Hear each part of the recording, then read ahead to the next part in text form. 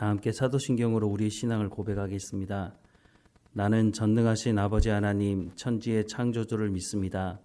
나는 그의 유일하신 아들 우리 주 예수 그리스도를 믿습니다. 그는 성령으로 잉태되어 동정녀 마리아에게서 나시고 본디오 빌라도에게 고난을 받아 십자가에 못 박혀 죽으시고 장사된 지 사흘 만에 죽은 자 가운데서 다시 살아나셨으며 하늘에 오르시어 전능하신 아버지 하나님 우편에 앉아 계시다가 거기로부터 살아있는 자와 죽은 자를 심판하러 오십니다. 나는 성령을 믿으며 거룩한 공교회와 성도의 교제와 죄를 용서받는 것과 몸의 부활과 영생을 믿습니다. 아멘. 찬송가 305장 함께 찬양하겠습니다. 찬송가 305장입니다. 나 같은 죄인 살리신 주의 놀라워 잃었던 생명 찾았고 광명을 얻었네. 큰 죄악에서 건지신 주의 고마워. 나 처음 믿은 그 시간 귀하고 귀하다. 이제껏 내가 산 것도 주님의 은혜라. 또 나를 장차 본향에 인도해 주시리. 거기서 우리 영원히 주님의 은혜로 해처럼 밝게 살면서 주 찬양하리라.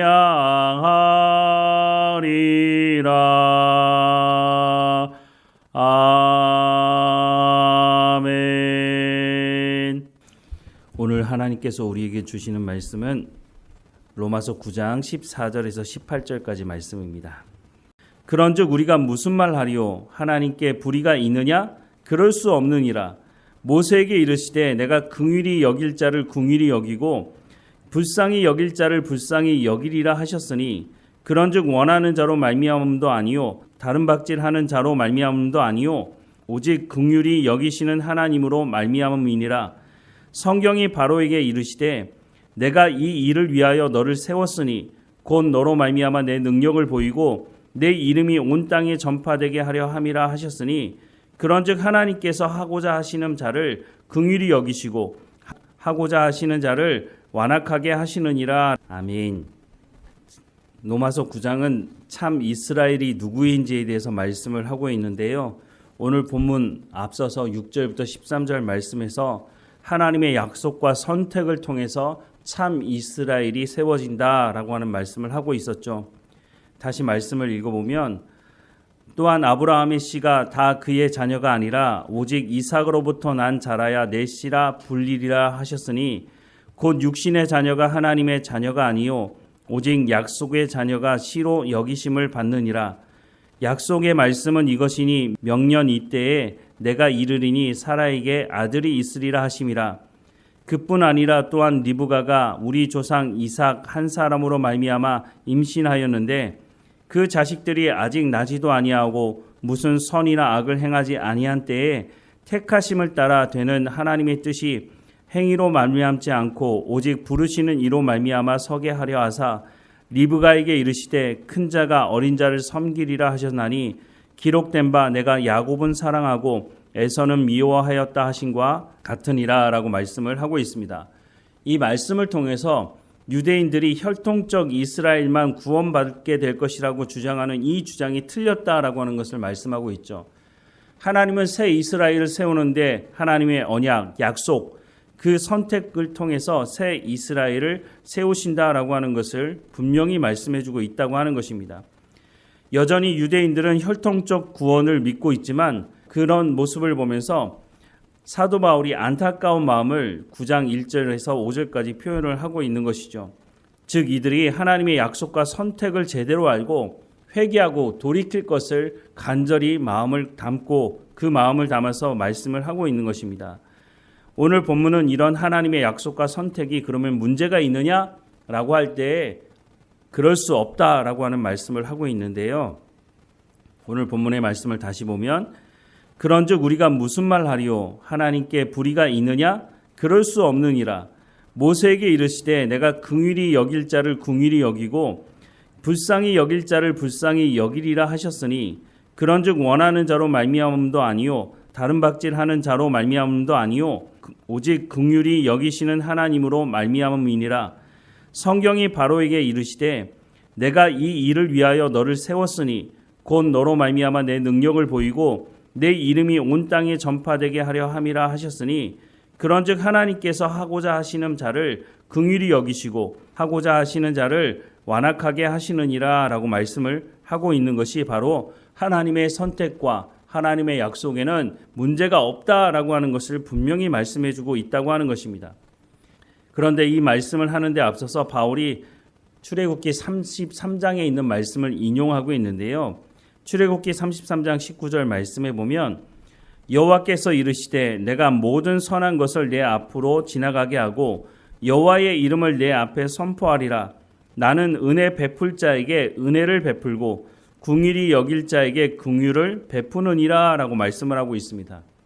이 말씀의 배경은 우리가 잘 알고 있는 출애굽한 지 얼마 되지 않아서 금송아지 우상을 만들어 놓고 그 앞에 절을 한 사건을 배경으로 하고 있습니다. 이스라엘 백성들은 그 금송아지 우상 앞에 절하면서 이것이 우리를 인도할 신이라고 말했죠. 하나님께서 그래서 분노하시죠. 내가 이 백성들을 진멸하고 내가 모세를 통해서 다시 새 민족을 이루겠다라고 하는 말씀을 하시기까지 하셨습니다. 하지만 이것으로 하나님께서 이스라엘 백성들과의 관계를 끝낸 것이 아니라 이 사람들이 회개하고 돌이켰을 때 용서하시죠. 그리고 이 과정 속에서 모세는 하나님께 나가서 하나님 이 백성을 용서해달라고 그렇지 않으면 내 이름을 생명책에서 지워달라고까지 요구를 합니다. 그런데 그때 하나님께서 이렇게 말씀을 하시는데요. 출애굽기 32장 33절 말씀에 보면 여호와께서 모세에게 이르시되 누구든지 내게 범죄하면 내가 내 책에서 그를 지워버리리라 라고 말씀을 합니다. 물론 모세는 마땅히 자기가 할 바를 다 했다고 생각을 하고 하나님 앞에 용서를 구하고 있지만 죄를 용서하고 용서하지 않는 것은 하나님의 주권에 달려 있다고 하는 것을 모세는 잘 몰랐던 것 같습니다. 자신의 이름을 생명책에서 지워주는 그 대가로 이스라엘 백성들의 죄를 용서해달라고 구하기는 하고 있는데 그렇다고 해서 하나님께서 죄를 용서하시는 것은 아니라고 하는 것입니다. 하나님께서 그 말씀을 하고 있는 것이 아니라 죄 용서는 하나님의 주권에 달려 있으니 모세가 생명책에서 자기 이름을 지워달라 지워주지 말라라고 하는 것으로 용서를 하는 것은 아니라고 하는 것이죠. 하나님께서 선택한 그 선택은 누구도 관여할 수가 없다라고 하는 것을 말씀해주고 있는 것입니다. 그래서 다시 한번 출애굽기 33장 19절 말씀을 보면 나는 은혜 베풀 자에게 은혜를 베풀고 긍휼히 여길 자에게 긍휼을 베푸느니라 라고 하나님께서 말씀하시는 그 이유를 이제는 알 것 같습니다. 그래서 이 말씀을 인용해서 오늘 본문 15절에 모세에게 이르시되 내가 긍휼히 여길 자를 긍휼히 여기고 불쌍히 여길 자를 불쌍히 여기리라 하셨으니 라고 하는 이 말씀의 의미가 바로 어떤 의미인지를 우리가 알게 되는 것입니다. 그래서 과연 하나님의 선택, 하나님의 약속이 불의하시냐라고 묻는 이 사람들의 그런 질문에 그럴 수 없다라고 분명하게 말씀을 하고 있는 것입니다. 사실 이 질문을 누가 하겠습니까? 유대주의자들, 혈통적인 유대인들만 구원받을 수 있다고 주장하는 이 사람들이 말하는 것 아니겠습니까? 그런데 이렇게 질문하는 것 자체가 문제라고 하는 것을 이 사람들은 잘 모르는 것 같습니다. 왜냐하면 하나님께서 아브라함을 부르실 때부터 하나님의 약속과 선택이 있었다고 하는 것이죠. 아브라함이 살던 그때에도 이 지구상에 수없이 많은 사람들이 살았을 텐데 그 사람들 중에 하나님께서 아브라함을 부르셨다는 것입니다. 아브라함을 선택하셨다는 것이죠. 그러면 그것이 잘못됐다고 그렇게 말할 수 있겠습니까? 하나님께서 아브라함을 선택하셨을 뿐만 아니라 아브라함에게 약속의 말씀을 주셨습니다. 그 약속의 말씀을 들은 아브라함은 하나님의 말씀을 거부할 수도 있었겠죠. 하지만 그렇지 않았습니다. 아브라함은 하나님의 약속의 말씀을 따라 고향과 친척과 아비의 집을 떠났다고 성경은 말씀하고 있습니다. 이것은 우상 숭배로부터 벗어나서 하나님만 섬기는 삶으로 옮기는 삶을 살았다라고 하는 것을 말해주고 있는 것이죠.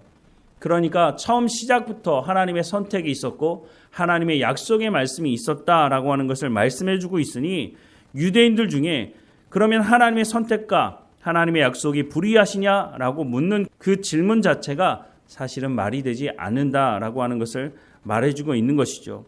하나님은 약속하신 대로 예수님을 이 땅에 보내주셨습니다. 그리고 예수님께서 십자가에 못 박혀 죽으심으로 모든 사람들, 십자가 사건을 믿는 모든 사람들의 죄를 용서하시는 그 구원의 길을 여셨음을 우리 가운데 말씀해주고 있다고 하는 것입니다.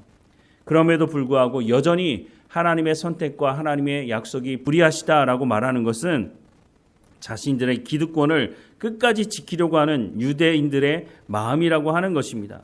부자들이 왜 천국에 들어가는 것이 어렵겠습니까? 자신들이 가지고 있는 그 기득권을 놓고 싶지 않은 것입니다. 자신들만 구원받으면 된다고 생각하는 이 유대인들이 이런 생각을 가지고 있는 것이죠. 누가 복음을 거부합니까? 바로 이런 기득권을 가지고 있는 사람들이 자신의 기득권을 포기하고 싶지 않아서 복음을 거부하는 것이죠. 이런 안타까운 마음이 있어서 사도 바울이 로마서 9장 1절에서 5절까지 이렇게 말하는 것입니다. 내가 그리스도 안에서 참말을 하고 거짓말을 아니하노라.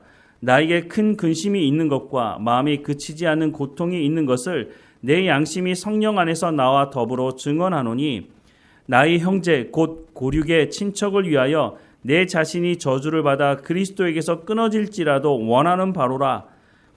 그들은 이스라엘 사람이라. 그들에게는 양자됨과 영광과 언약들과 율법을 세우신 것과 예배와 약속들이 있고 조상들도 그들의 것이요 육신으로 하면 그리스도가 그들에게서 나셨으니 그는 만물 위에 계셔서 세세의 찬양을 받으실 하나님이시니라. 아멘이라고 말하는 것이 바로 하나님의 이 약속과 하나님의 선택을 거부하고 있는 이스라엘 백성들을 향한 안타까움을 사도 바울이 이 말씀을 통해서 말하고 있는 것입니다. 하나님의 약속과 선택은 불의하지 않습니다.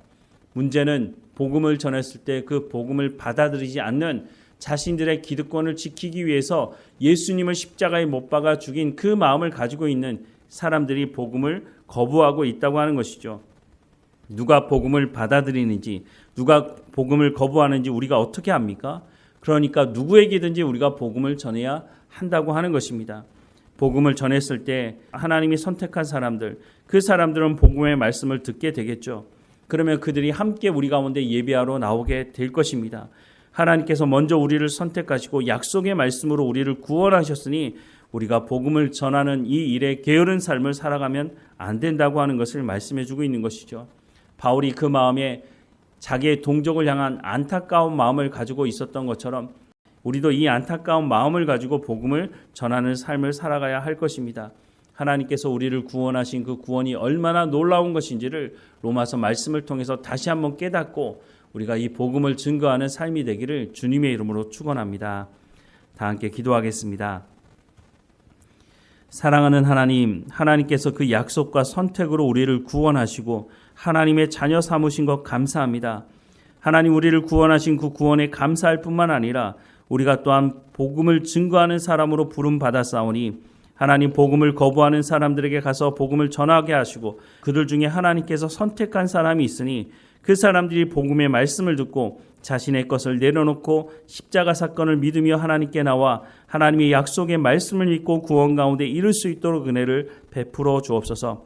무엇보다 우리가 복음을 증거하기 위해서 우리의 삶이 복음에 합당한 삶을 살아가야 할 것을 말씀하고 있으니 우리가 빛으로서 소금의 역할을 감당하는 우리의 삶이 될 수 있도록 은혜를 허락해 주옵소서. 그래서 오늘 우리 가운데 성령의 충만함을 허락해 주시고 우리가 복음을 증거하며 복음에 합당한 삶을 살아갈 수 있도록 은혜를 베풀어 주옵소서. 어느 곳에 있든지 하나님과 동행하게 하시며 하나님과 친밀한 교제 가운데 나아가는 우리의 삶이 될 수 있도록 은혜를 베풀어 주옵소서. 하나님의 약속과 선택이 우리 가운데 구원으로 베풀어진 그 은혜가 무엇인지를 더 깊이 깨닫는 우리의 삶이 될 수 있도록 인도해 주옵소서. 늘 우리와 함께 하시는 하나님 감사드리고 예수님의 이름으로 기도드립니다. 아멘. 하늘에 계신 우리 아버지, 아버지의 이름을 거룩하게 하시며 아버지의 나라가 오게 하시며 아버지의 뜻이 하늘에서와 같이 땅에서도 이루어지게 하소서. 오늘 우리에게 일용할 양식을 주시고 우리가 우리에게 잘못한 사람을 용서하여 준 것 같이 우리 죄를 용서하여 주시고 우리를 시험에 빠지지 않게 하시고 악에서 구하소서. 나라와 권능과 영광이 영원히 아버지의 것입니다. 아멘.